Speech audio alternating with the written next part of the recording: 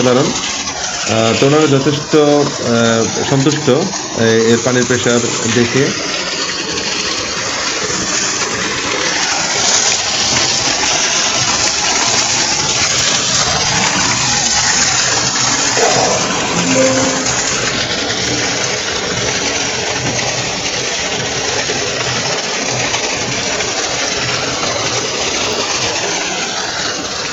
তো আপনারা solar irrigation system, solar hybrid system, solar on-grid of grid system এবং solar street light এসব প্রজেক্টের ব্যাপারে যদি আরও বেশি কিছু জানার থাকে আমাদের সাথে যোগাযোগ করতে পারেন।